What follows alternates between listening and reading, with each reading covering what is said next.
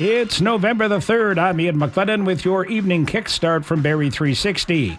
Premier Doug Ford claims Prime Minister Mark Carney called him a couple of times from Asia to ask him to pull an ad campaign that's being blamed for ending trade talks with the U.S.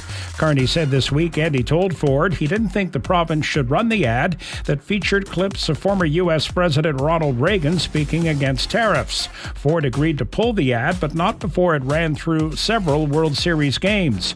The ads infuriated U.S. President Donald Trump, who cut off trade talks and threatened to add a 10% tariff on Canadian goods. Industry Minister Melanie Joly says Stellantis must be held accountable for breaking its promises. Joly says Ottawa is launching a dispute resolution process against the automaker for moving planned Jeep production from Ontario to Illinois. She says the 30-day process is aimed at recovering Canadian taxpayers' money and returning production to the company's Brampton facility. OPP say a severely injured fox that had to be euthanized was shot several times with a pellet or BB gun. Police say they received a report October 24th about an injured fox believed to have been struck by a vehicle.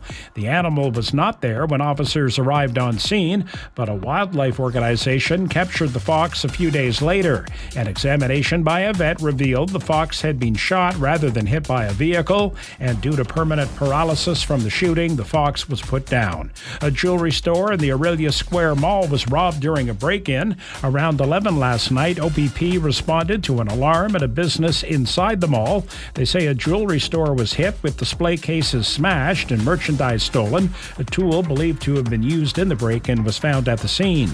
Diane Ladd, the three-time Academy Award nominee, whose roles ranged from a brash waitress in Alice Doesn't Live Here Anymore to the protective mother in Wild at Heart, has died at age 89. Showers and windy overnight, low +5. That's your evening kickstart for November the 3rd. Get notified of new episodes by subscribing to the daily and evening kickstarts on Apple Podcasts or on Spotify.